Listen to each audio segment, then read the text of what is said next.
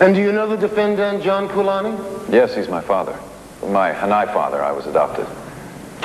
In view of the personal relationship between the witness and the defendant, I'd like to state that Dr. Kulani is here under subpoena and should be considered a hostile witness.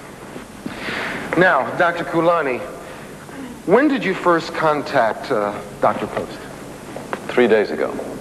And did you find Dr. Post an able physician? Yes. Well, if you were medically satisfied with Dr. Post, then why did you give your father permission to treat your patient? My father didn't treat the patient. At Mr. Silva's request, he performed a healing ceremony. He told me he was going to do it, and I thought it was a good idea. Mr. Silva had been very upset, and I thought it would calm his fears. Dr. Kulani, what medical school did your father attend? He never went to medical school, but he knows a great deal about traditional Hawaiian healing. Now, we know from previous testimony that these ceremonies involve the use of chanting and drums. What else? The patient's spiritual guides are invoked through a light hypnotic trance. An hypnotic trance? Yes. But he doesn't practice medicine. No, not in the way you think of it. Really? Let me read to you how the state defines the practice of medicine, specifically the statute that your father is charged with violating. Medicine includes the use of drugs, medicine, water, electricity, hypnotism, or any other agent for the treatment of disease. So, these ceremonies used hypnotism and drugs, and even if the drink that your father gave Mr. Silva was merely water, he'd still be guilty under the statute. Is that correct? Objection. Now, prosecutor is asking witness to come to a legal conclusion. Sustained.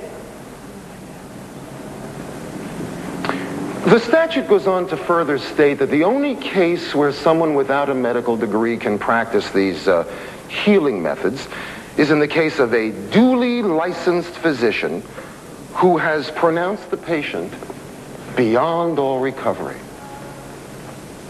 Now, Dr. Kulani, did you give your father permission to perform these healing ceremonies because you believe the patient to be beyond all recovery?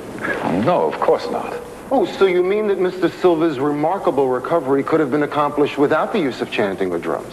It could have, yes. Or without your father's intervention? Possibly, yes. So then what you're really saying is that the treatment that Dr. Post prescribed was all that the patient needed to recover, isn't that right? Oh, yes, but this case is much more... Thank you, Dr. Kulani. No further questions. Your turn, Mr. Amura. Now, Dr. Kulani, we've heard you testify that Mr. Silva could have been cured using the technology of Western medicine as clinically practiced by Dr. Post. Now, did you honestly believe that your father's ceremony would have any tangible effect in curing Mr. Silva's kidney stone? I wasn't sure. Then why possibly even have your father go ahead and perform the ceremony? Because I knew Mr. Silva was sure it would help. And I can't rule out the possibility that this ceremony allowed Mr. Silva to relax enough so he could heal himself. Objection, Your Honor. The witness has already testified to the fact that Mr. Silva didn't need anything more than the treatment that Dr. Post had ordered. Objection overruled. I'll allow the question. Thank you, Your Honor.